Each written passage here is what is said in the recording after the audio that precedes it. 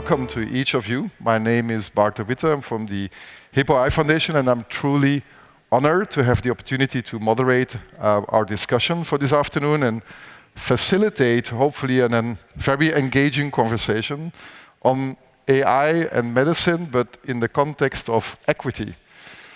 And as an introduction, I want to go back to the 7th Nobel Laureate meetings here, where Professor Jeffrey Dean, also an HCM Prize winner in computing, talked about a golden decade of advances in computing driven by deep learning. The term golden age is often used to refer to a specific period in history that is considered to be a time of great prosperity and cultural achievements and advancements in various fields. One of the most famous golden ages was the golden age of Athens in ancient Greece. But another not so well-known age for perhaps a Western like me was the golden age, or the Islamic golden age. During this period of the Islamic golden age, Islamic scholars made significant contributions to various fields, including mathematics, astronomy, medicine, literature, and architecture. In fact, it was Al-Khwarizmi, who was a Persian mathematician who lived in the 19th century, that was considered the father of algebra and introduced the concept of algorithms and probably laid the base for the discussion that we will having today. During the Islamic Golden Age, there was the so-called House of Wisdom, and it was established as a house where the translation movement was established, which was focusing on knowledge exchange, and it was a precursor of the principles of openness, collaboration, and free exchange of ideas that are central to the scientific community today. During that golden age, the Persian physician Avicenna wrote his Canon of Medicine, which is still considered one of the most influential medical texts in Asian history. It's important to note that during that same period, Europe was going through their dark ages, which is associated with a decline in scientific achievements. And during the Dark Ages, the most dominant characteristic of the European society was feudalism. In today's world, scholars, mostly from social theory, have made metaphorical comparisons calling out current digital landscape tech feudalism. Tech feudalism suggests that these dominant technology companies function similar to feudal lords, exerting control over digital resources, data, platforms, and deciding who has access or not. So referring back to Jeffrey Dean and his lecture, we need to be very particular about what we understand as a golden age. Is the golden age for some, or is it the golden age for all of us? Can we use the current developments in the field of AI to solve global inequalities in health, or are we going to duplicate our world through data and as well duplicate the current existing inequalities in health? I had the pleasure on Sunday evening to listen to Professor Kluger's opening note in the evening, and he mentioned that when knowledge, and he also mentions love, gets shared, it gets more. Standing on the shoulders of giants was what Isaac Newton called it. So today we are going to discuss with a very exceptional team of individuals the advancements of AI and mostly as well their relationship to health equity. And in my panel, I will go through this alphabetically, and in the spirit of Lindau, I've been told to keep it very short.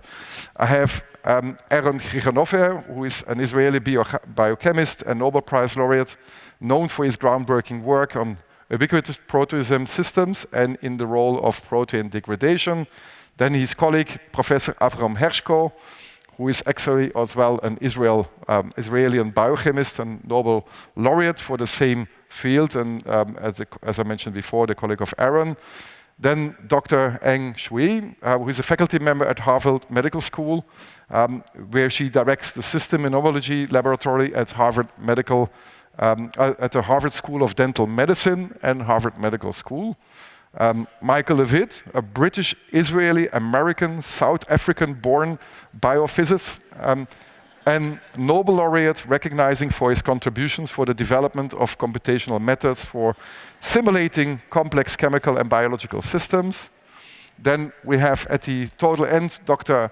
Aderonke Sakpere, who holds a PhD in computer science from the University of Cape Town and is a former fellow of MIT and is currently a lecturer at the University of Ibadan in Nigeria.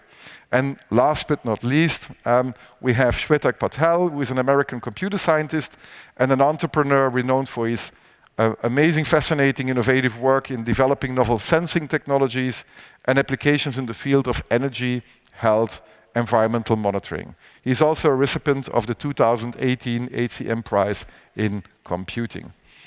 We probably could fill up a whole week with the advancements of AI, but we only have 1.5 hours. So I will first do a tour d'horizon, asking my panelists as a warm-up where they have been applying machine learning and what are the most promising parts in their specific fields. After that, I will set the stage for the equity discussion, so let's do this. I will start with Ang. We agreed that we all going to pronounce each other with the first name, so Ang, let's start with you. As a director of the System Immunology Laboratory at Harvard School of Medicine and Dental Medicine, can you briefly describe some of the applications of machine learning? You told me that you have been working with machine learning since 2008, so you are very knowledgeable about this area. Can you describe what you do specifically in your domain and mostly what you find the most exciting development related to the recent breakthroughs you see? Yeah, can you hear me? Yeah, thank you for the question. So just a bit about my background. I trained in machine learning and immunology, and I started doing machine learning research in the field of immunology since 2009. So back then, I was a college student. I majored in computer engineering, and that was in the University of Toronto. I didn't know at the time that University of Toronto was the hub for modern machine learning, but I was just like, everybody was very enthusiastic in talking about machine learning, so I was exposed very early. And over the last 14 years, I've been seeing tremendous progress of machine learning in medicine and medical research. And I think we all know some of the major breakthroughs like protein structure prediction, also like pathology images. So we're all aware of those. But I also want to point out that some people feel that they have not been using machine learning in their research yet because only deep neural network is considered machine learning, and that is not true. So machine learning has really penetrated into every field. Like if you ever run a principal component analysis to reduce your data onto 2 dimensions, that is a machine learning algorithm. And for those of you who analyze single cell, like RNA-seq or proteomic data, you must have done dimensionality reduction and the visualizing using t-SNE map. So the t-SNE algorithm was originally published in the Journal of Machine Learning.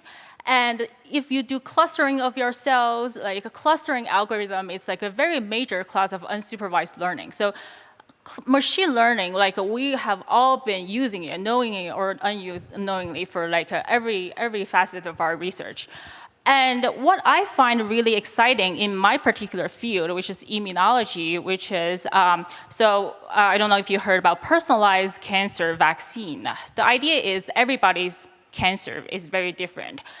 So how can we vaccinate patients with their own tumor antigen? And that is something we can do with the help of machine learning. We develop the algorithm and predict which protein sequence will elicit the best T-cell response.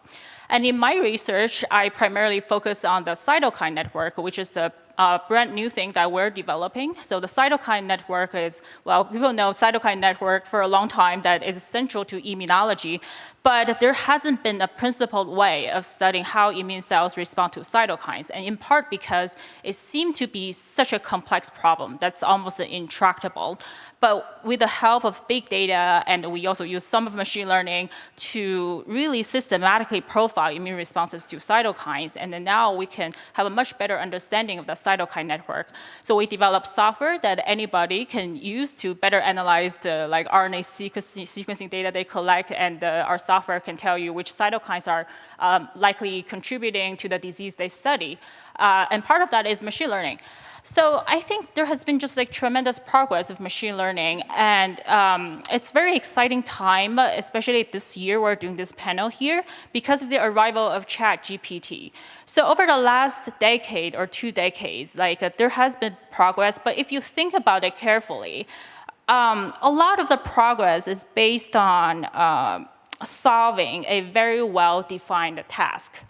Like protein structure prediction, for instance. Like there is very well-defined set of input, protein sequences, amino acid sequences, protein structures, and then you predict the structure. It's very well-defined, even though it's hard for humans to solve. But so far, there hasn't been an integration of knowledge. Like each domain is using machine learning separately. But the synthesis of information is what will help us improve healthcare ultimately. So, and this is something that machine learning didn't have the capability to do in the past. But what I find most impressive about ChatGPT is actually not because it produces human-like response, but because it has the capacity to do reasoning. Like, this is especially obvious when you ask a bad question. Like, I asked it, can I have a piece of rock from Mars for dinner? And it can perfectly give a really very logical reason, like why you cannot be doing this. So because ChatGPT has acquired this reasoning capacity, I think it's now able to do the scientific reasoning that we need for our research. It can synthesize the literature, it can read knowledge from biochemistry, from immunology, from cancer biology, and synthesize all the information that we humans cannot do. It can also synthesize the information between literature and the data, like how we can ask ChatGPT to write a script to analyze the data. It can analyze its own data, and it can extract information from the data and integrate it with the literature and tell us the best hypothesis. In the past, it has not been possible to come up with something brand new, like coming up with the ubiquitous system, for instance. That's not something that was possible with machine learning in the past. But with the arrival of ChatGPT, I think we can begin to dive deeper into the mechanistic understanding with the help of AI. And then we can ask more ambitious questions with AI, like how to cure cancer, because it's able to synthesize all the information. We can really begin to solve some really big problems. So that's something I'm very much looking forward to in the next 10, 20 years. Thank you so much.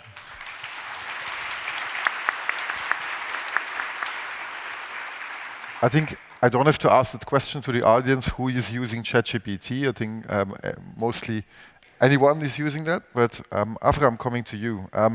When you did your research back then, when you got the Nobel Prize, was machine learning involved? And how do you see this field today, and where do you think it's heading to in your specific domain? So the answer to the first question is no. We didn't dream of machine learning or artificial intelligence. Does it work? Yes, Okay. I don't know, but I think Does so. it work? Okay, good. And as to the second question, I'm not really an expert on artificial intelligence or machine learning. I'm a biochemist. I'm working on the ubiquitous system and its roles in the control of cell division. But when I was asked to participate in this discussion, I was very happy to begin to learn about it. And I, for the past 2 months, I read a lot and I thought a lot. And of course, it's wonderful, but there are also many challenges that I think I should point out. So it is already being used, as you heard, in the medical practice, in the screening of images, of X-ray images, breast cancer, early detection. It is used in pathology, in screening for cancer of histological sections. It is used in dermatology, in early detection of skin cancer, just by taking smartphone pictures. It is used in many, many medical applications, in which is a great aid for early detections for physicians. It is also used, as you heard, in biomedical research, the work of AlphaFold and the prediction of protein structure by the amino acid sequences. That was a huge progress forward. So definitely artificial intelligence is helping a lot medical practice and biomedical sciences. However, there are some problems and challenges that I should point out. One problem is that I can see is over-reliance on artificial intelligence. So when a doctor will get used to using artificial intelligence for diagnosis, for example, he may become over-reliant on it and may not use his own judgment. And it's important to continue to use his own judgment because artificial intelligence and machine learning algorithms still make mistakes, as I point out. So they have to be taken with a grain of salt. Of course, the patients should also may also become over-reliant on artificial intelligence and substitute doctors for ChatGPT, for example. So that's not very desirable, I think, because of the problems. So the problems are that artificial intelligence is a statistical method and machine learning, and there is a certain percentage of mistakes. And some programs even have make things up, as they are called so-called hallucinations. So how do you know when a system is making a mistake or is hallucinating? So we have to think about it. Also, it depends a lot on what the algorithm is based on. So, for example, when it screens for breast cancer, it flags something that deviates from the norm. But what is the norm? So it's very important what kind of data it gets when it does the machine learning. Also, it should be, so how to prevent bias when you are using machine learning. So these are things that we have to think about it. Then there is the problem of accountability. So if there is a mistake, what do you do? Whom do you sue? Do you sue your computer? Do you sue the companies? The big companies, they have too good lawyers. So there is a problem, I think, here. Who is accountable for mistakes that AI in medicine may make? Then there is the problem, of course, of ethics. Because the artificial intelligence systems or the algorithms use huge amount of data, how to make sure that informed consent is being conserved in such a big population. So these are problems that I think we should think about it. And also, of course, there will be loss of jobs. As with all technological revolutions, and that's a huge revolution, many people in healthcare will find them without jobs. So we should plan ahead how to proceed with it, how to proceed with that problem. And that's a little bit outside of our scope, but we cannot not talk about it. Some people, many people, experts or people who were involved in AI business, are raising now concerns about the dangers of AI to mankind. They think that AI may become something like nuclear weapons or pandemics because it may do unaccountable things. And we have the popular historian Yuval Noah Harari, who wrote a lot of essays recently about the dangers of artificial intelligence to civilization. He thinks that civilization is based on language, and because artificial intelligence mastered language, it may hack the operating system of civilization. That may be a bit overdone, but since they are raised, we should think about it. So artificial intelligence provides great promises, but also there are some problems and challenges and dangers that we should think about it, and we should think mostly about regulation. How to regulate artificial intelligence, the use of artificial intelligence.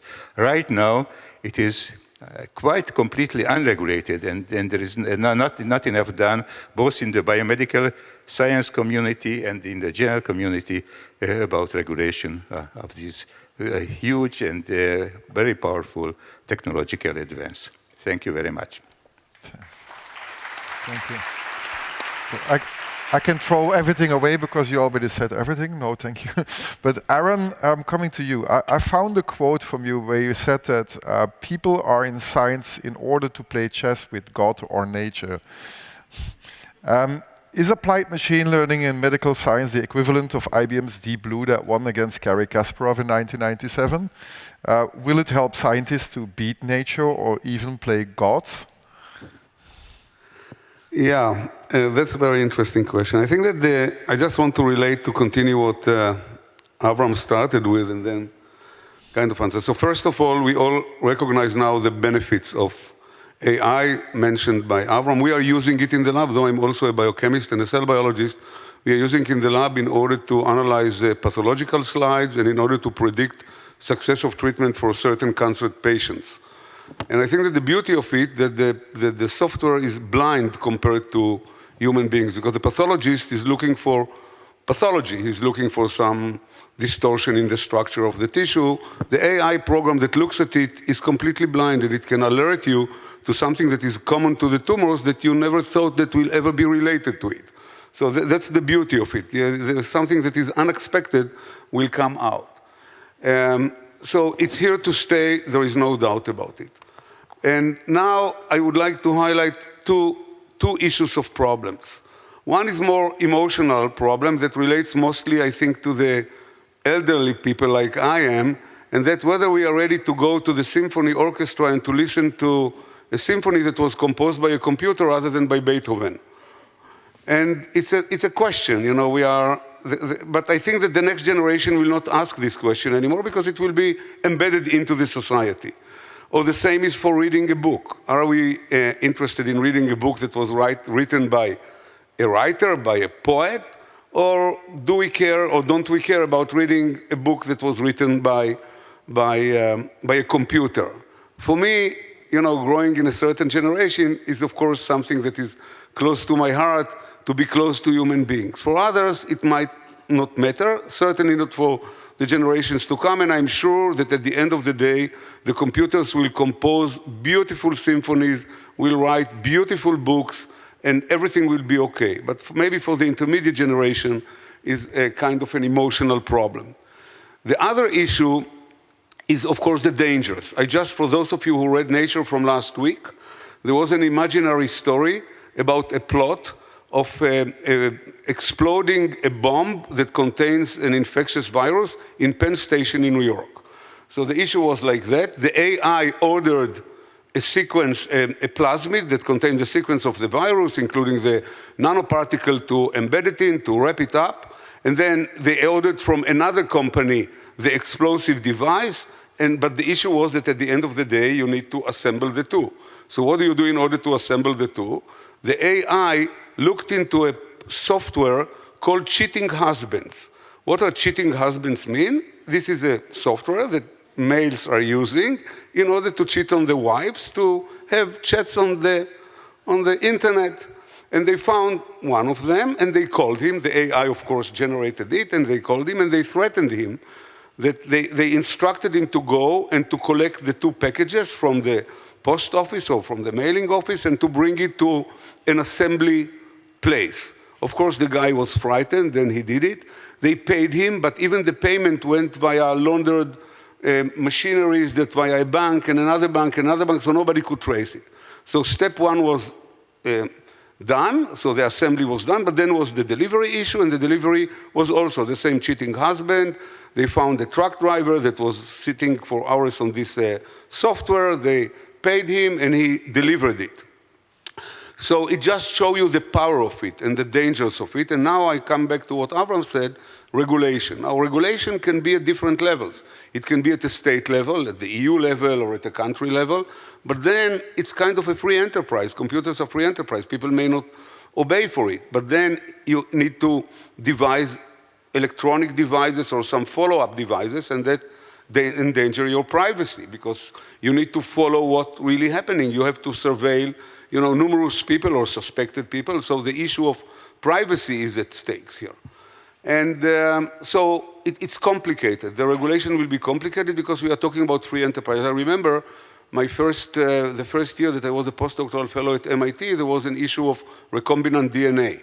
So there was a big committee. I remember David Baltimore and Paul Berg in Asilomar, and they set of rules. And I was working, in order to transfect a simple E. coli, I had to go to a P3 laboratory that was under decreasing pressure, so there was no leaking of anything out. So you went via doors and doors and doors and doors, things that now we are doing in our kitchen.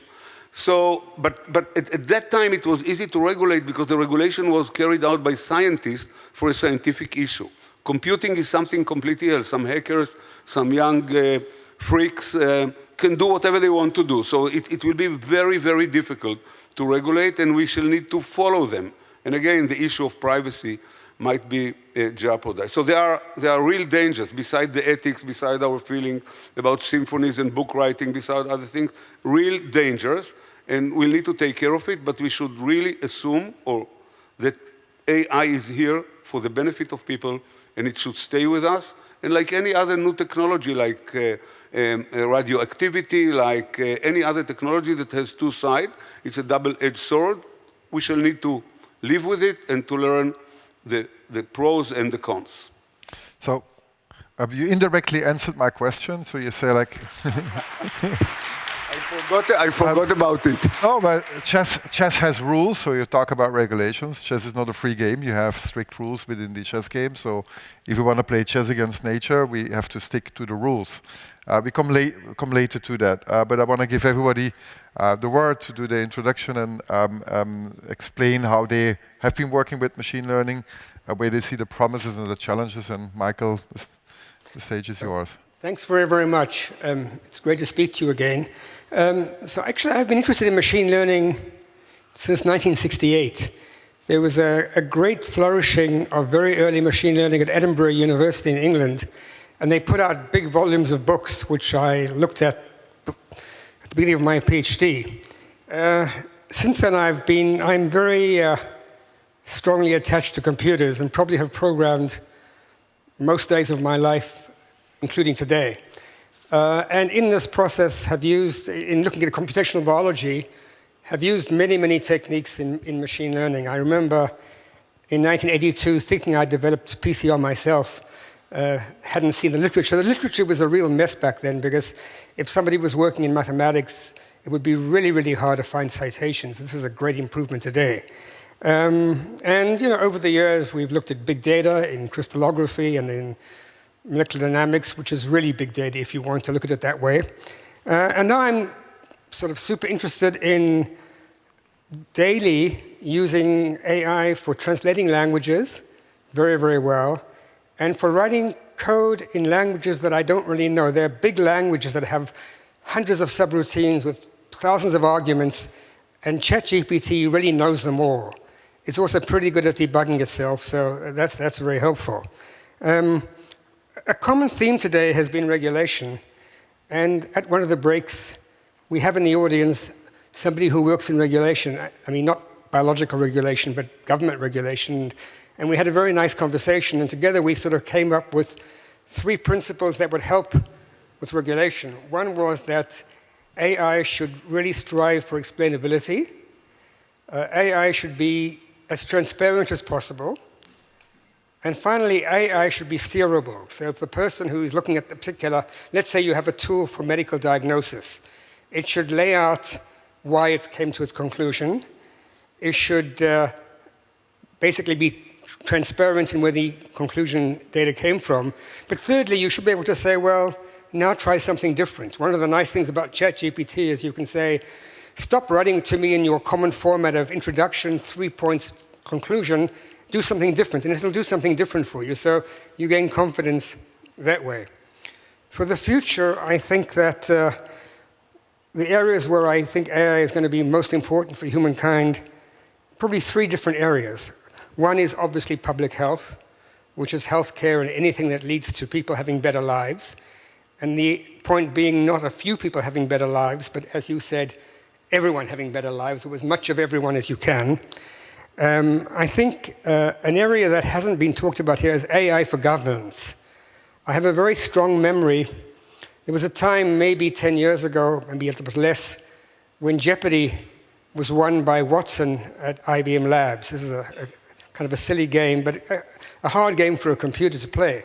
And then I suddenly thought, wouldn't it have been nice if there was a law, say in America, that every leader, before he made a decision, had to go to the computer and say, should I do this? For example, should I invade Ukraine, or should I invade Iraq?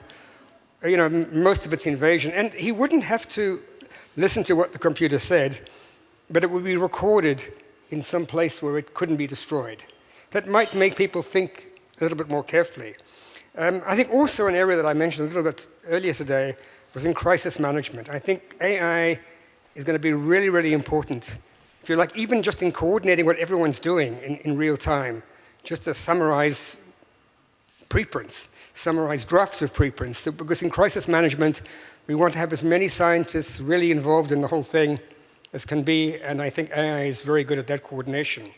I think both speakers before mentioned errors.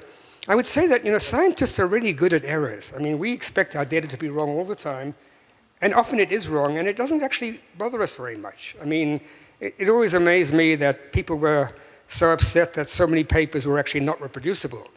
It's completely expected. I mean, science is very good at sifting out what is correct and what is good. I think an area that we need to think about for these large models is how we do some form of data curation. Because if we basically treat all data as equal, then there's a problem. And I think we need to find a way automatically to upweight or downweight data in some clever way, maybe based on the amount it's referred to or whatever. And finally, there's a lot of concern in AI about who gets credit. So for example, if AI writes a story in the style of Shakespeare, should Shakespeare get credit for that? And I'm not too bothered about that, because if you actually think about it, so much of early scientific work is not cited, and no one gets particularly upset. Mm-hmm. So, the AI won't be citing it, and we don't cite it. So I think we have to just sort of live with the fact that things are advancing, and you do new stuff, and you just move on. Thank you. Okay. Thank you, Michael. A lot of things that we will discuss later. I hope we come to that. Even for credits, I have, but I don't think we will manage. Talking about Henrietta Lacks and her cells and the HeLa cells, which is not digital data, but a very similar case. But moving a bit away from biochemistry, biophysics, or system biology towards the interface of AI and humans. Ubiquitous, I still know it as pervasive computing, is a concept between of software engineering, hardware engineering, and computer science, where computing is available at any time and anywhere. So it will bring AI in each corner of our life. So Shwetak, I've been watching your fascinating work.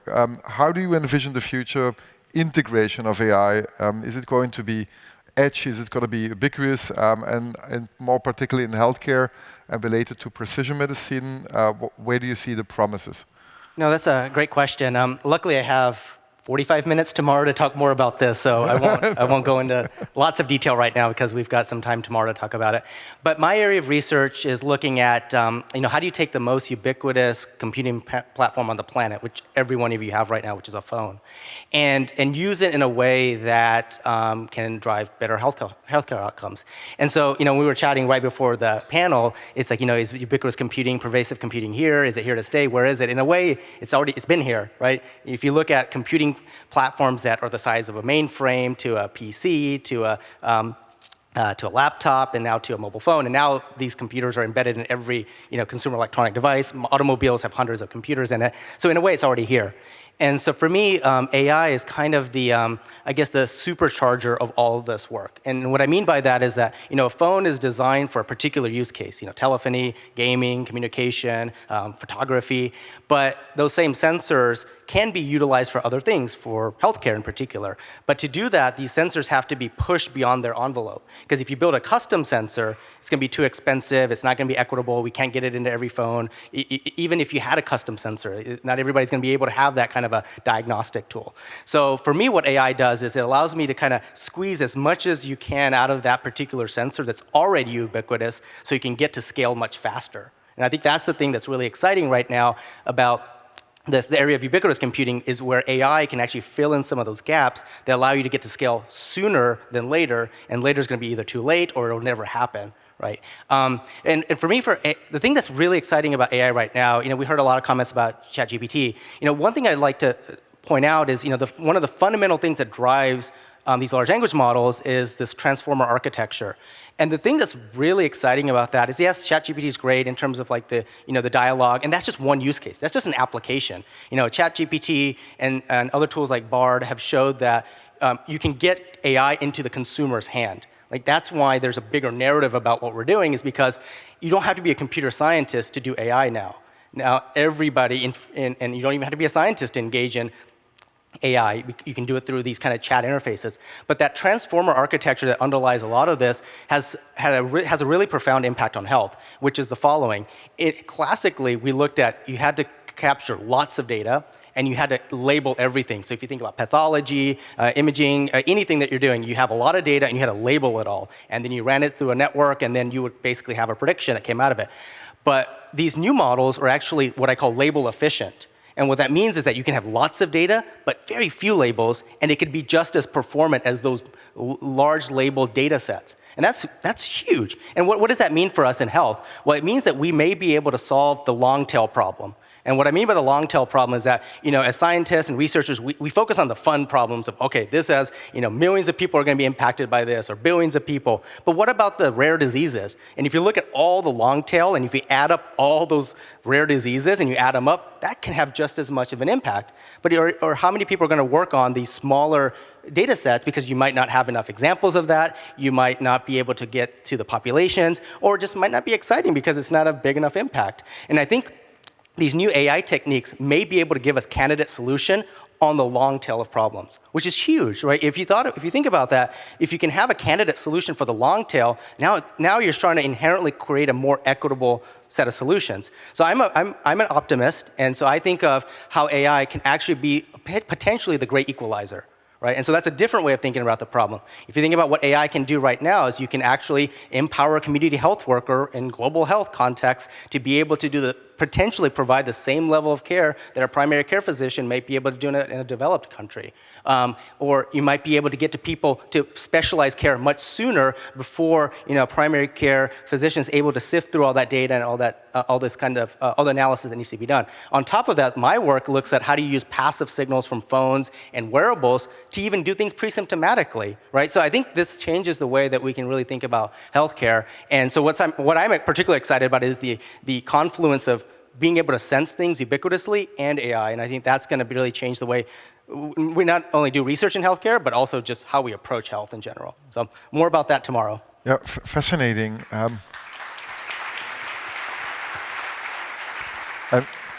I advise everyone to go to your session. I really was fascinating looking at your research. It's quite promising. Now, we talked about data, and there was one person here, Aderonke, sitting. She was an MIT fellow, and you're now based in Nigeria, and we talk about data and availability. So can you please elaborate the challenges that you have being in the global south, and how you are accessing data for your work? All right, thank you very much, Bart. So maybe my experience is a little bit different. So in 2018, I finished my PhD from the University of Cape Town, and I returned back home to Nigeria, at least to make impact and also to develop human capacity. So in 2018, I was interested. So for my PhD, I worked on crime data, trying to anonymize crime data. I made use of clustering, just like she told us earlier on, that machine learning is not all about deep neural network. As long as you have used algorithms like clustering, you've also applied machine learning techniques. So getting back home, I was interested in working in the health sector. So the first research I was interested in, I wanted to develop like a natural language processing that can summarize case notes and give doctors like a medical history of a new patient. But the very first obstacle we faced was availability of data. There was no data because the health sector or the hospital we were working with had their case notes in textual form and in hard copy. And then the second obstacle we faced was there was no policy when it comes to sharing data. Particularly, the field health data is very sensitive.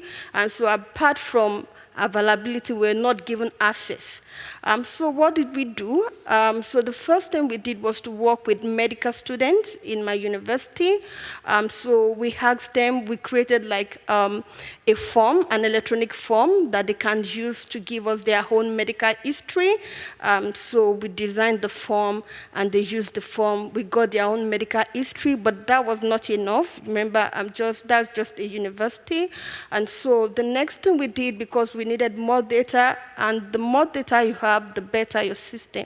And so the second thing we did was to look into medical journal online to get maybe medical history that have been published online. Again, we realized that most of the published data are also from the Western world.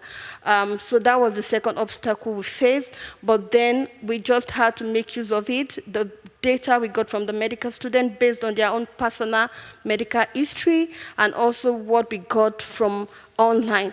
So that was what we used for that particular project, but it wasn't really impactful in the sense that we couldn't gain access to the data, a wider data set. So that was the very first obstacle. So currently, again, I'm also working with another student on sickle cell anemia. This is a research we started in February again, and we've been reaching out to medical practitioners so that we can work with them, also have access to data. Also, again, we have issue of access, and particularly for a young scientist like me that I'm still growing. So what I'm trying to do at the moment is collaborate with other professors that, will be able to give us like access to this data set. So that's what we are trying to do at the moment. And the second thing we are trying to do is also to work with foundation or private organizations or NGO. We are trying to move away from working with government organizations because we realize that there are some factors like that are on ground that might not give us access because back home in Nigeria, we have some structures that make it not easy to access data that are owned by government. But so the second thing we are doing at the moment is to work with NGO, to work with foundations that have interest in what we are doing, and hopefully we hope to gain access to data set via this NGO. So in summary, the challenge I have faced is it has to do with availability because currently most of the system is not even digitalized. And then the second is accessibility. Even when it's digitalized, people still are not willing to collaborate or to work with third-party providers like us that are researchers. And so those are the two key major challenges I'm facing at the moment. Yeah. Thank you. Yeah. And in our conversations, we talked about there are different concepts out there, like to collect data. I've been working with a startup as well that worked on cervical cancer. We're collecting promising data, but then the startup got sold, and then the data ended up not being in Africa.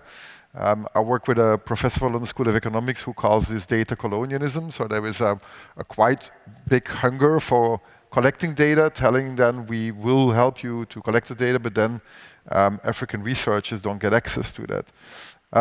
But we managed to get to half of what I planned in just half of the time. And now it's going to be the more exciting part. Not that it was not exciting before, but a bit more controversy. And Michael mentioned before something about transparency. And in a recent report that focuses on ethics and governance of AI for health from the World Health Organization, they recommended that safe and equitable AI products should be as well transparent. Mostly when you look at commercial products, transparency is not as easy because you need to balance IP and legal protections versus transparency. So coming back to Ang, like how important is transparency for your work? I know that you are a researcher, but also when you would work with commercial AI systems, how important is transparency for you to be able to trust these systems? Yeah, I think transparency is extremely important, and especially I think we just mentioned the problem with AI. One of the major problems is that right now it's still under development. It's still not yet perfectly accurate. So like one major problem with the current use of AI, especially introduction of AI, like more complex AI in medicine, is that oftentimes it's not accurate. So one problem with ChatGPT is that sometimes it can confidently produce the wrong results. And I'm fine with the part of producing wrong results because it's a learning process. Even AI, it takes time to train to become more accurate. But the part I'm not okay with it is that it is so confident. It tells you as a fact. This is not okay. Like imagine doing this in medicine or medical research. In medicine or medical research, to prove something is wrong, that takes tremendous amount of effort and many years. So we have to have a way of quantifying this confidence level.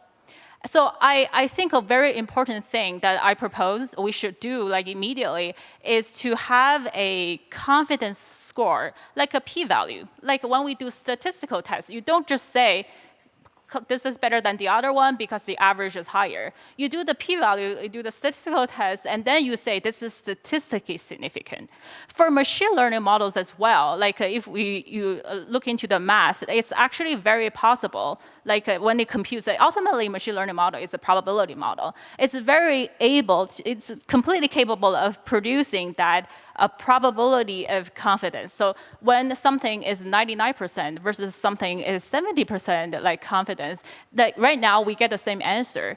But then if you can output this information and the clinicians can start using it, then that is tremendously helpful because like for the second one, when it's only 70% confident, you better have more monitoring from physicians. So that's like the transparency I'd like to see more in the use of AI in medicine. Okay, thank you for that, because I don't see that particularly as being transparent. Like I used to work with IBM and we had these confidence levels in our products. But transparency, I mean, as well, when we talk about ChatGPT, having access to the training data, having access to the models, having access to perhaps the weight files of the algorithms, which are totally hidden because these trade-offs, as I mentioned, between transparency and the protection of IP. And I was quite surprised when the European Union produced their ethical guidelines for trustworthy AI, as they didn't include transparency as part of the ethical framework. And I found this 2021 paper from Mohamed Abdallah from the Center of Ethics in Toronto, Mustafa Abdallah from Harvard Medical School, that looked then at who is actually financing research and ethics in AI. And out of the 59% of the positioning papers that were addressing ethical and societal implications, at least one author had financial ties to big tech. That's 59%. And in that paper, they drew somehow the imperfect comparison between big tech and big tobacco. And everybody who knows the discussions from last century where big tobacco was influencing public health research, I think we need to focus as well on that part of transparency. I think transparency becomes extremely important, especially when the whole world starts using a system that is closed. When ChatGPT came out with GPT-4, or when GPT-4 got published, we asked the question to ChatGPT 3.5, what do you have against open science principles? Because nothing what you published in your technical report with 100 pages is actually open. And then, so we asked, can you give 15 negative consequences of open science? And it says, like, well, there are no negative consequences, there are only advantages. A week later, we asked that same question, and we got 15 disadvantages.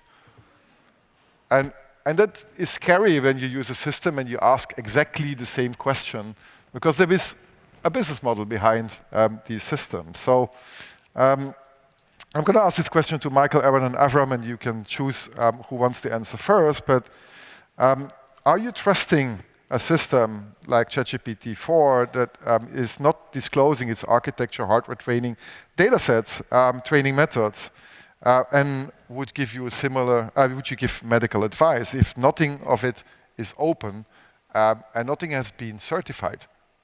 Do you trust such a system for medical advice? No. No. And I tell you why. Again, I think we have to know what are the data sets on which it is based. So it should be transparent. I don't think they can hold it back if you want to safely use it for medicine. And also, I couldn't agree more. It has to say what is the margin of error. So it has to be stated. I think that should be part of the regulation. So the first part should be what is the margin of error, and what is that based, and what are the norms on which it is based. I think these are important things. Michael? I think I'm less bothered by this. I think we're surrounded by conflict of interest and closed systems. I mean, when the first COVID vaccines were designed, getting data was almost impossible. Getting data on COVID statistics was governmentally suppressed for a very long time. So I think that we have to learn to work with systems that are corrupt. I mean, many doctors have connections with companies. I was recently at a doctor, and their calendar, the back of the calendar was an advert. So they got a free calendar, but as you sit there talking to the doctor, you see this advertisement.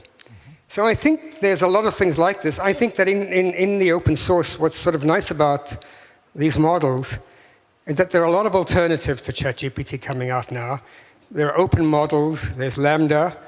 I think that the ethical questions are there, but we have a lot of other places where we have difficult ethical questions. And overall, you can very easily write your own interface to ChatGPT. ChatGPT will do it for you. I think that making everything completely open, maybe when we don't have patents on medicine. I mean, the fact is that so much medicine is hidden. Does it make it any worse? It's also very interesting in medicine that drugs have no side effects until they come off patent, and suddenly the drug has lots of side effects. There's a lot of stuff going on here, and money is involved, and bad things happen. But I think we can live with that. I think we have to basically pick and choose, and in the same way that we use medicine in a very productive, health-curing way, we can use AI without necessarily having all the details. I think that the good thing is that, as Patel mentioned, the algorithms were published by Google Brain and Google DeepMind when they came to the Transformer network, and it was very much quickly picked up. It was picked up by many people. So the data set is basically all the trash that's out there on the internet. I mean, there's a lot of good books, but ChatGPT seems to have read every book I can think of, because you can ask for a summary, and it can summarize the book. Please summarize, not just Gone with the Wind, but there's actually a book called The Corruption of Michael Levitt. I didn't write it, but ChatGPT has read it. And, so I don't know. I think we have to be careful and be aware. So far, there's a lot of competition. It was nice to see that it isn't just Microsoft and OpenAI, but it's also Google and so on. So I think regulation you have to be very careful with, because regulation can easily kill the development. So I think it's a balance. I mean, European strong regulation on Google and Facebook kind of came afterwards, and it's probably a good thing. But maybe not, I don't know. Let's talk about the value of data, because there is economical value then in data, and that's why data is not being shared. I always say, when data equals capital, data accumulations will follow capital concentrations. That means that even through startups who are turned into non-tangible assets, through the financial markets get consolidated, islands of data will start to build, and we will see information asymmetries, which according to another Nobel Prize laureate, Joseph Stiglitz, are the basis for inequalities. So do we need to look different to data, and do we need policies that, similar to what Bill Clinton and Tony Blair did in 2000 when they declared the human genome as being something that is a common good. Do we need in healthcare to do the same? Do we need to define that health data is not monetizable? We need a copyleft license? We need to be very, very careful. I mean, I sort of feel that everything about me is known to anyone who wants it, and I don't particularly try to hide anything. It would be pointless. So in many ways, people who are well known are very, very exposed. I mean, you know, your address, your number of kids, the age they are, everything like that is completely out there on the internet. I think that, you know, you mentioned Tony Blair. A lot of people think that the recession of 2020 was caused by that particular move, by not allowing one to make drugs from DNA. So there's a lot of strange things going on, and I think that I think we have to be very concerned. And I think one reason why I think that transparency will come. Let's imagine you make a computer system to help diagnosis. Well, clearly, if you said this was in order to replace doctors, you wouldn't sell a single copy. But if it was meant to be an aid to doctors, and in order to be a useful aid to doctors, it would have to explain what it's done. It wouldn't just say, okay, 73% chance that it's a heart attack. Now, that might be very important if you're holding the paddles and you want to know what to do. But if you've got a little bit of time and it's a diagnosis in an office setting, you'd like to know why they made that decision, what papers it was based on, and let you dig deep into the thing. It would also be nice to say, well, if you believed less in the blood test results, what would your diagnosis have been? So it has to be steerable. And I think that the system that succeeds commercially will be one that has these characteristics, not because they're trying to be particularly open, but because in order to get acceptance, in exactly the same way, imagine one example I see of AI is the GPS programs that guide you to various places. And one of the very popular ones is an Israeli program called Waze that actually people reveal their location to Waze, and therefore it knows when there's a traffic jam up ahead. Now, if Waze just said, it's going to take you 43 minutes, I'm not going to tell you the route you're going to go by, I'll tell you to turn left and right and you won't know. Well, we would never have adopted it. So they had to adopt the transparency of showing you the route and making the bits that are going to be jammed red and telling you you're going to be waiting in the line for 5 minutes or whatever as a form of transparency. And that got it to be adopted very well. So I think exactly the same thing is going to be true of all the other AI systems. They're going to have to be explainable, transparent, and in some way steerable. In the same way with Waze, you can say, give me an alternative route. You can decide. So I think these things are important. Aaron, I'm going to come later to you, but you want to comment on this? Because just a comment on transparency. I think that we should be very clear that we should make a distinction between transparency, namely how the program got into the conclusion. So it will be reproducible, people will be able to test, to narrow the margins of error, and making the algorithm that was developed available for others for commercial uses. That will never happen, because both the inventor or the discoverer and the university will never give this IP. Why should they give it up? So there is a difference between transparency and being able to test the reliability of the conclusion and making the algorithm free for use for others, for drug companies, for example, for develop a drug. So this still belongs to somebody. So this distinction is a thin distinction, but it should be made. I think the distinction was also being made in beginning of 2000s when Bill Gates called open source software communism, and Steve Ballmer, the CEO of Microsoft, called it a cancer cell. Now, Patel, you work close to a big tech in the US. Now, let's pick on that transparency, because there was a leaked document from an engineer from a very big company in Mountain View, California, that he said that they cannot compete directly with open source projects, which have been developed much more quickly at a much lower cost. And it challenged them because they rely on proprietary AI, as you said, mostly they protect it. And what we have seen and witnessed in the last 30 years, and Michael mentioned it as well, there was so much being done in the open source large language models. Like there was Llama that was being produced by Meta, and now recently I never thought I was going to quote Zuckerberg, but Zuckerberg mentioned that they re-imported the CCP Llama, which was a new trained Llama, way more efficient, and by giving that away to the open source community, they got something back which helps them to save cost tremendously. So they kind of outsource the R&D costs. So I think we should not look at open source being something as communism in that sense, but like a shared layer of R&D. But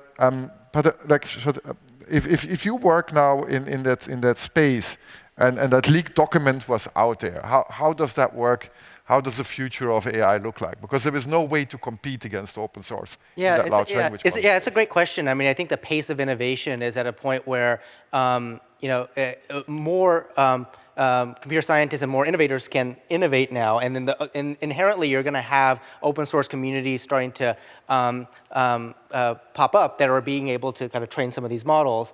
The other thing that's kind of interesting, it kind of a little bit tied back to this transparency question, is that some of these models are tuned and designed for a particular set of use cases, or at least they have a certain set of data sets that are actually feeding them. And so I think you can imagine these open source communities trying to at least drive towards curating or creating a set of input parameters and models that are specific to a particular domain. Because what happens is you've got these large models that eventually are going to be very large and very expensive to run. I mean, these models, as they get bigger and bigger, are not going to be cheap to run. And so ultimately, it is going to be these smaller specialized models that will likely be the thing that eventually will be out there in society. But the cheaper to run, I remember that in 2017, I ran a classification model for image classification, and I paid 3,000 euros or something, which I can do now for 5 cents or whatever. Yeah. Like, hardware is getting cheaper, so democratization is leading then to more democratization. Exactly. I mean, I think that's part of the curve, right? A modern mobile phone some of those have TPUs in them that you can actually run great amount of processing in some of those devices. So I think the way to look at the open source community is looking at how some of these communities are actually embracing a particular set of domains that they're trying to tackle and support. The other thing that's kind of going back to the previous question is that if you look at transparency and looking at where these models are not performant or what the errors or the challenges are, is I think part of it is that I don't think we've even done the basic research, the basic science research, and trying to figure out what do you actually show in a model, right? We're using pretty conventional techniques about what are the weights of the models.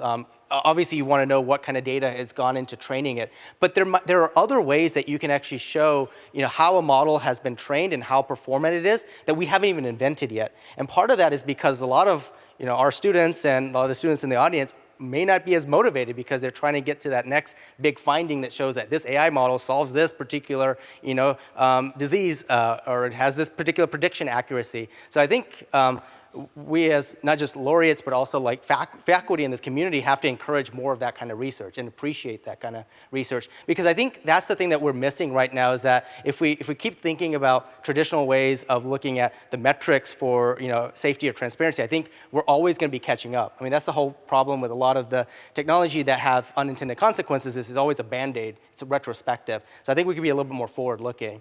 And I think when the open source communities are starting to kind of pop up and have these tools, I think we should be a lot more forward-looking about where that community is going rather than kind of where they are right now, because I think we have to get ahead of a lot of that. It's it's early stage community building. There is Hugging Face, the platform where it's like 200,000 models or something already on their platform available, which are libraries. And there was this sociologist called Armin Zehi who wrote a book called Muster. I don't know if it's translated in English yet. And in his theory of digitalization, he mentioned that digitalization is nothing else as a duplication of the world through data. And when I read that book, then I said, like, well, if that is the case, then we need to as well duplicate the rights, the norms, the principles of the world we are in here. Most probably, we all live in different areas where the norms are different. So we cannot duplicate one single system that comes from Silicon Valley or from another region. But there is, in that duplication as well, when you look at history and progress, we started to build public libraries. We had Alexandria, Cicero in Rome, built the House of Freedom, and it was always connected, public libraries with progress and open access. And it's not surprising at MIT that the open source movement came very closely from the librarians there that said, like, in that duplication of the world, we need open spaces where we are free. So you can get access to data and are not confronted with what we then call data colonialism. So I had the extreme privilege to sit a few days ago next to the Nobel Laureate Professor Harold Varmus, who together with David Lippman established the National Center of Biotechnology at the NIH and PubMed Central and digital libraries to get access. We all know that when we allowed scientific publishing companies to put a paywall in front, we didn't do a good thing to create access. So my question would be, perhaps to you, Aderonke, do we need libraries? Do we need digital libraries where we start working on commons, like data commons, AI commons, where researchers can get access to, not only connected to the research paper, but really as an analogy to the public libraries of Alexandria and others, so we can have the tools for researchers to build up their own world? Thank you very much. I think there are efforts ongoing in the machine learning community to make some libraries like open and easily accessible for researchers or for domain experts to make use of. For instance, in Python, you have so many libraries that you can just use or maybe extend, like TensorFlow, that you can use for deep neural network processes. So such libraries are easily available and accessible. And also, currently, I've also been working on AutoML. So AutoML is a platform that enables like people to run like machine learning processes with little or no experience of coding. So if you have no prior experience in machine learning coding, you can make use of these platforms. So an example is BigML. You don't really need to know much about programming. All you need to do is perhaps clean your data, do the pre-processing, and then just upload maybe the Excel file, and then you can select, but you need to know, at least have the basic idea of how these various algorithms work. So you need to know, maybe you want to use a decision tree or a support vector machine. You need to know artificial neural network, but you don't necessarily need to know how to code each of those algorithms. So you can use, so I think, so based on that, I think to a large extent, the machine learning community is trying to make like AI libraries easily available, easily accessible for people who have little or no prior experience in coding. Then talking about making data available or openly accessible, just like I mentioned earlier on, that in Africa, particularly in Nigeria, it's been challenging. We've not been able to have like access to open data like in Nigeria to use for our research. So most of the time we've had to fall back on maybe data from Western world, maybe from online journals and all of that. And that has also only helped like our students or those of us that are in the field to know or to understand how those model works. But it has not really enabled us to understand like the problem, like it has not enabled us to understand our own data. For instance, like when you gather your own local data, you can understand your people, the diversity that is in the data. You can be able to help them, to support them maybe with predictions of likely disease that could come in future. And assuming we have like open data, it will also enable us to also contribute to the global health data. So when the global data is being trained, there won't be any form of bias. There won't be any form of some certain group of people not being represented. So I think these are the challenges. Yes, there's need for open data, but again, it comes to the fact that in Africa, particularly in maybe Nigeria, where I come from, and we have worked for a while now, we still have this limitation. So I think, but fortunately, currently, we also have like some funding bodies that are, supporting like universities. For instance, in the whole of Nigeria, we only have like one, to the best of my knowledge, we only have like one university that does gene sequencing. And this is as a result of support from World Bank. So, and in the country, we have over 100 universities. And to the best of my knowledge, just one university has the, facility or resources to do gene sequencing. So I think we need maybe more collaboration, with global body. But at the same time, I also feel at times some of the local researchers on Nigeria are also afraid to collaborate, because we've also had experiences where we have people from Western world, they come in, get like data, and then they go back to the Western world, make use of this data, and do not reference like the origin, or do not give credit. For instance, there have been times like some of those research findings have led to patents, and some of the researchers that collaborated with them were not rewarded. They were not mentioned, in the patent. And so because of all of these, some researchers are also a bit scared, to also collaborate. So I would say in the advocacy for open data, there's also a need for, for us to have like clear guidelines. What would be the reward system? Who gets credit for what? It's not just that it will be one-sided. Yeah. Okay, thank you for that. You talked about open data. And here on this stage on Sunday, our esteemed Minister of Education and Research, Bettina Stark-Watzinger, expressed her desire for a broader approach towards data utilization among researchers, as well in Germany. And rather than simply granting access to data, she emphasized the importance of enabling data to flow in multiple directions. And with multiple directions, she means that not only the public research institutes share data as open data, but also the industry shares data as open data, because there is something what we could call the Matthew effect in research, but also the paradox of being open. That means the one in game theory, we can analyze this through the prison dilemma. When you start sharing and the other doesn't share, you're not going to go anywhere, because there is only one profiting from them. So I'm going to open this question to the audience, like how do we get data flows from the private industry to the public sphere so we can get, as our esteemed minister said, data flows in multiple directions, because the free flow of data is actually a right. Does anybody dare to answer that question, or any ideas how we can start to flow data and we get data back from the industry? So anyone that wants to answer, there are 2 microphones, there's one here and there is one there to answer that question. I give perhaps the hint, is it fair principles? Is that helping to get us access to data? Does anybody can share experiences? Yes, we have one person. So in my opinion, we have to change the perspective. What we need in science is not every individual and also this separation between the academia research and the industry, but what we need is like a community thinking. Like we're all approaching the same things. We all want to serve society and we're all in the same game. So I think we need this community to ensure that we establish a system that is based on responsibilities and that is based on trust.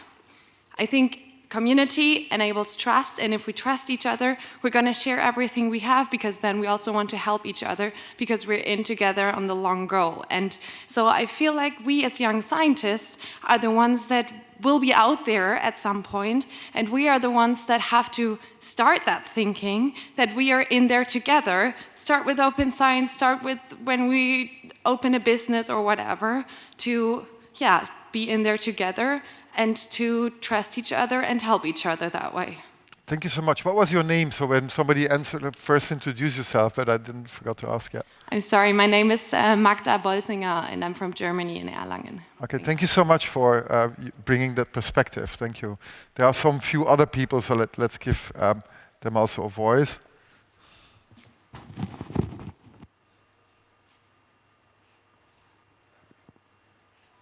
Get a new thingy. Yeah, thanks a lot. It's a really fascinating discussion. I just wanted to mention, so I'm Izu from the University of Cambridge, in the UK. But that's not what I wanted to mention. But you had to, so because I asked. So I wanted to mention that there's actually like a lot of data that is currently available out there through a lot of foundation, and that's basically really enabled a lot of people to learn machine learning and to really get into this, including myself. But one element that I wanted to ask for comments was that there was a company which really amazed me in their use of data. And basically their business model is that they ask people to give them their DNA data, and they ask people to give them their data on their behaviors, so on and so forth, and then the consumers pay those companies to give them their really tremendously amazing data to the company, and that I thought was a brilliant idea. I don't know if anyone had any. Paying for your data when it's useful, paying for patient data. No. So for example, like companies, right? They would like us, right? As consumers, right? We would pay companies, and we would give them our DNA data for them to analyze, right? And provide information on our ancestry. But then they retain our data, and we're giving them money to give them our data. Does that make sense? I think that's a really mind-blowing business model. I've never heard of that. But it's definitely. So companies like 23andMe, that's how their business models work. I made that mistake with 23andMe myself, being an early customer in 2009, where I paid $1,200 for at that time using their service, and then my data was sold to GlaxoSmithKline or another part. But that is appropriation in that sense. Like there was the data is being taken and is still being looked as capital. The question that I asked is, how can we get that data back to public research and create that data flow from multiple angles? Because the data flowing into closed systems is solved. Like there were so many companies doing such thing, but how do you get that data flowing in multiple directions was the question. So everybody can get access to that data. But thank you for bringing that in. I want to give the word to the next person in line. Thank you. Just in that.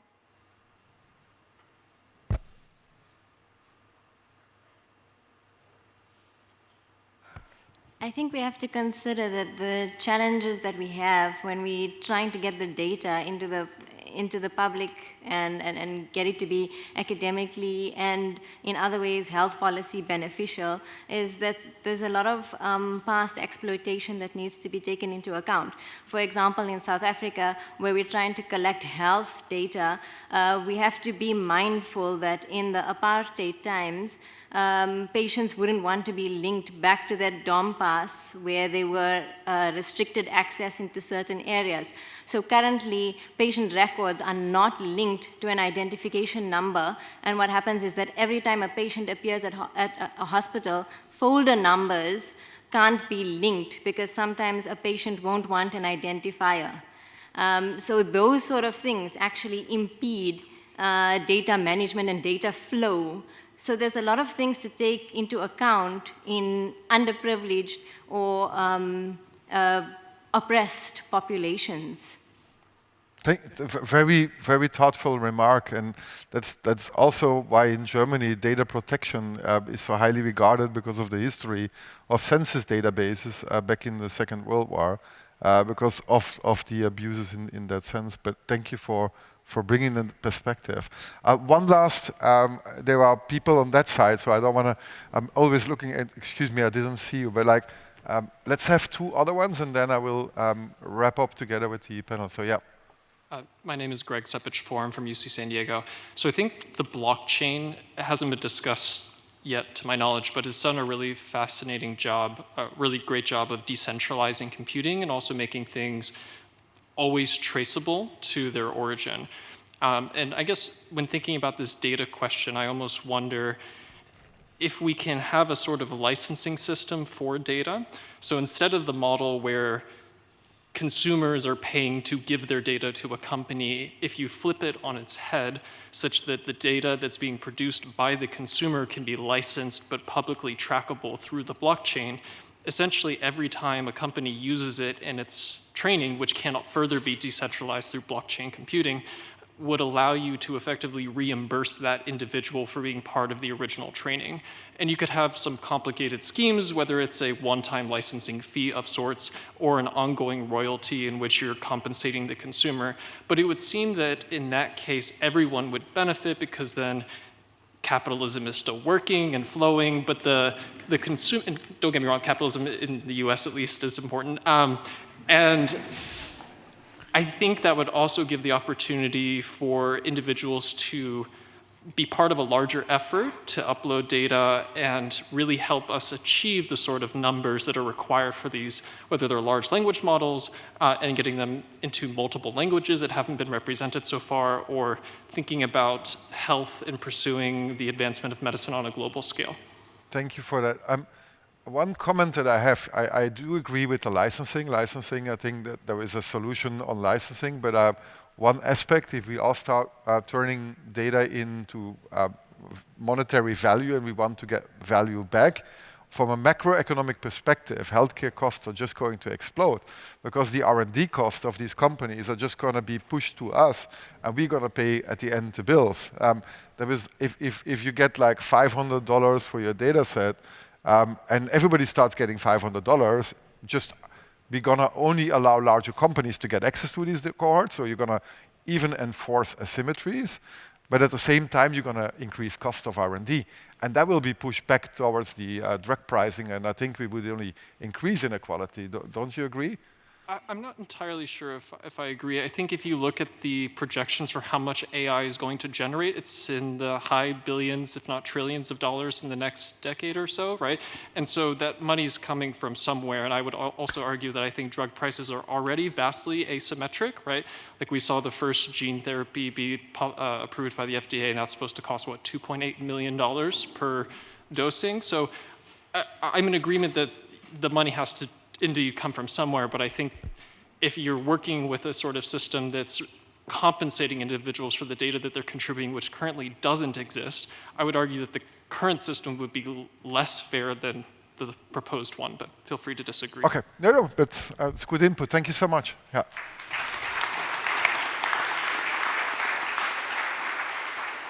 One last person from the audience. I'm sorry, we only have time for one person. Or is it? That's not, okay, no, we have time for you, actually. So my name is Mehek from Heidelberg University. I think I resonate a lot with what Michael said. It has been one-way street where, academic researchers have been generating data and feeding into pharma industry, but not the other way around. And this has been more or less kind of actually immense amount of data that they generate during clinical trials, but in the end, they publish only a survival curve. And this actually, I realized in 2016 when I met a very high-profile scientist from Roche, and he told me that, oh yeah, this negative data we knew in 2010. And I was like, okay, why did I waste 3 years of my doctorate study on this? So I think it's about the medical associations, both in Europe as well as the FDA and respective national organizations, taking a step to ensure that all the associated data, both at the genetics level, which is nowadays a very common thing, as well as metadata for each patient of clinical trials, is published along with just the survival curve. I think that will also take away a lot of side effects, what Michael was mentioning before. Thank you, I do agree. As well with that view, I've seen data flows going in one direction, and we are working with a group of the Creative Commons and Linux Foundations on what we call a copyleft license for data. That would mean that people that would use the data, that all the derivatives would end up having that same license, so you would create truly open shared ecosystems that based on the comment of before, can be used by communities. So through licensing, you create a level of trust and mutual sharing, so it goes in all directions. Thank you so much for bringing that in.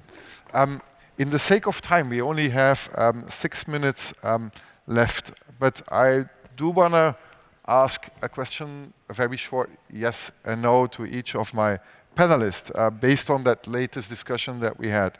And there are 2 questions, like, should data as a digital good be looked at what we call a non-tangible asset on financial markets that can increase in price? And secondly, should the medical society not try to fight for open source standards in medical products? Because there's a light provocation here. I believe that if physicians don't embrace open source AI models, that they could become the pharmacist of the end of the 19th century, because pharmacists used to own their knowledge, and then the industrialization happened, and they became salespeople of pharmaceutical products.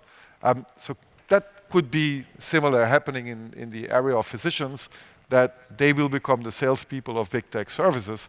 Is that the future of a physician? I don't know. But 2 questions, like, and short yes or no, like data, should it be a common good, or can it be, as today, become an intangible good, and should AI be open or closed?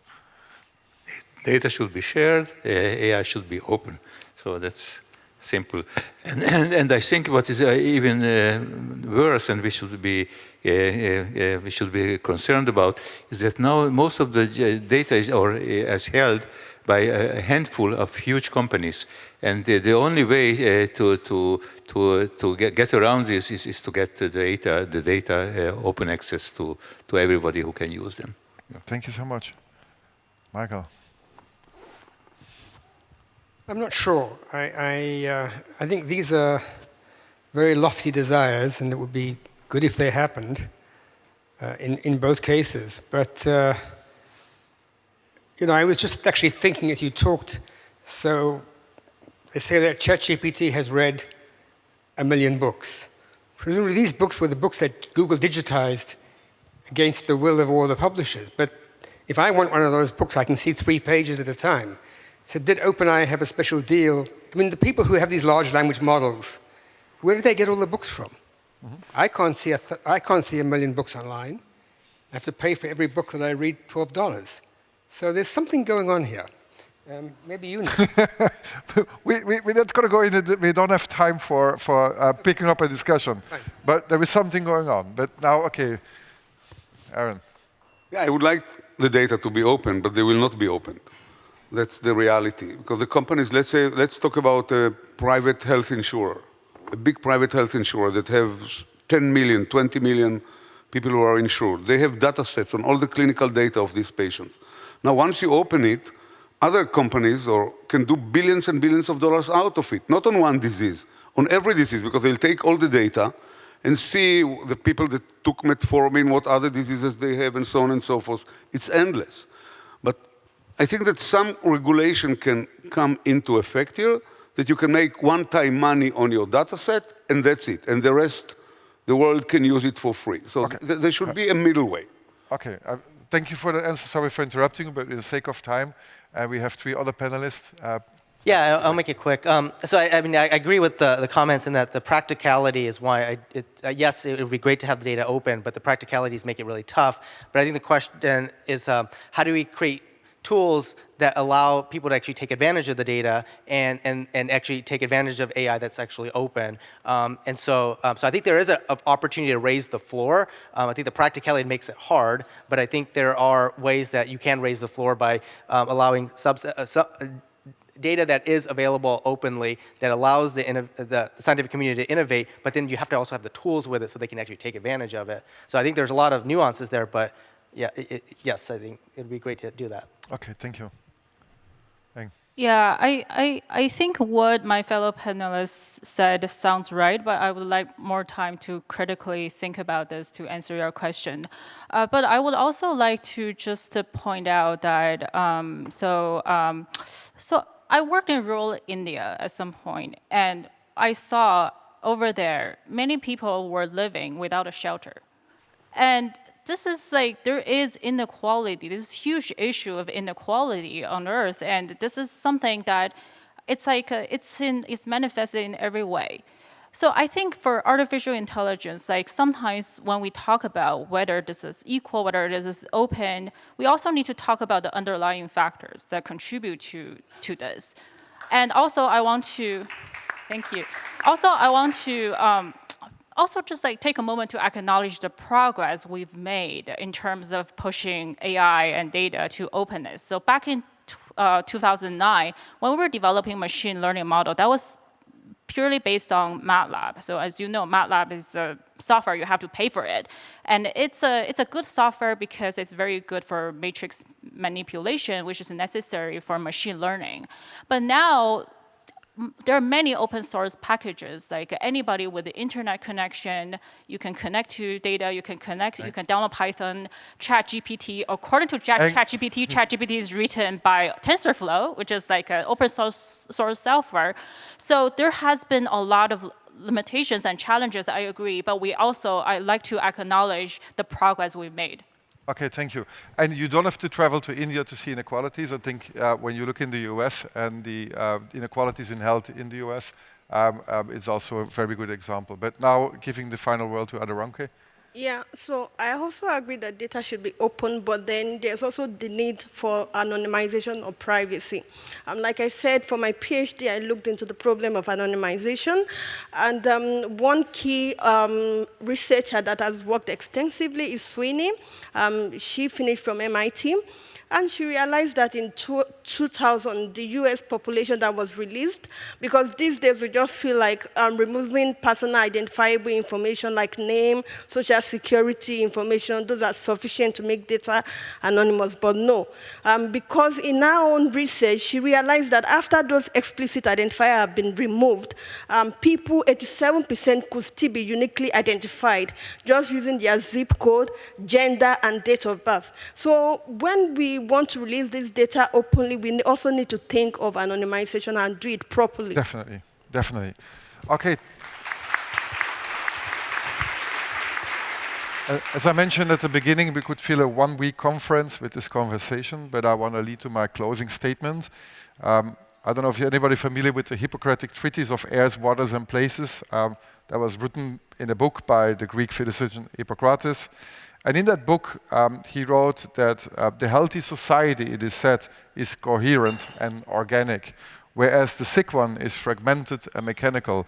And for me, that reads that when societies are confronted with health inequalities, that it will probably not be a driver for peace. So if we really want to build AI systems in our healthcare systems, we should look at the topic of equity. But at the end, I want to my heartfelt gratitude to my panel members, your expertise and the diverse perspectives that everybody brought here allowed us to have a very stimulating exchange of ideas. I think we haven't closed anything at the moment, but that's at least the feeling that I have. But I would really love to see solutions. We have a lot of smart people in the room to see that data flowing in all sides. So it has been an honor for me to share the stage with such distinguished individuals. I'm grateful for the opportunity to be here, and I would like also to thank the audience for their contributions, and finally the organization and their sponsors for allowing us to having this debate. Thank you all for this enriching journey. Have a great afternoon. Thank you.